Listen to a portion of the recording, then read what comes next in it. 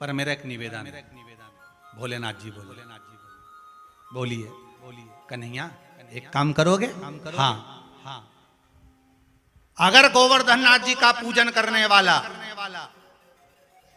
गोवर्धन नाथ जी का कोई कंकर, गोवर्धन नाथ जी का एक छोटी सी शिला भी, कंकर भी, एक गोवर्धन नाथ जी का शिलाखंड भी, एक गोवर्धन नाथ जी का स्वरूप भी अगर अपने घर में ले गया तो वो परेशान हो जाए, उसको वापिस लाकर रखना ही पड़ेगा।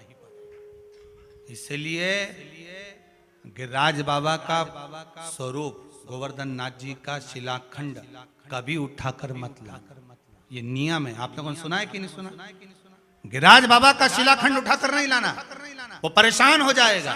ये नियम क्यों बनाया? क्योंकि अगर दुनिया के लोग वहां पर दर्शन करने जाते, दूध चढ़ाने जाते, गिरिराज जी को प्रणाम करने जाते तो सब उठा कर ले आते, उठा कर ले आते। तो अभी मालूम पड़ता 10 साल में तो गोवर्धन बाबा जमीन के अंदर, और जैसे ही जमीन के अंदर होते 100 साल जलवृष्टि बंद, पूरा ब्रह्मांड सूख गया, हाहाकार मच गया, कलयुग आ गया। तो भगवान ने नियम बनाया कि यहाँ का एक शिला पत्थर, एक शिलाखंड कोई उठा कर ले जाएगा तो वो मचल जाएगा, परेशान हो जाएगा। इसलिए ब्रज की रज और गोवर्धन बाबा का शिला कभी भी उठा कर नहीं लाना, बाबा वहीं पर रहें, ये अच्छा है।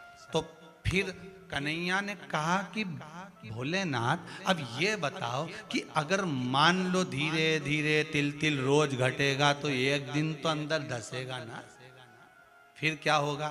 तो भगवान शंकर ने कहा एक काम करो कि इनका नाम है गोवर्धन, पूरे ब्रह्मांड की माताओं को विनती कर दो कि तुम गाय के गोबर का दिवाली के दूसरे दिन गोवर्धन बनाओ। क्या बनाओ? गोवर्धन। उससे क्या होगा?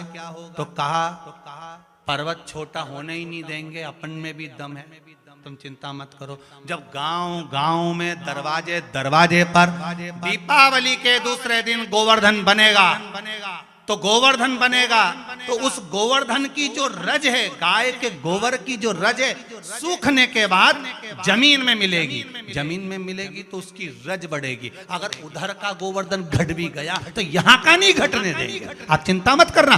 रज जब तक रहेगी तब तक गोवर्धन रहेगा, तब तक 100 साल पानी की तो कमी आने नहीं दी, तुम चिंता मत करो।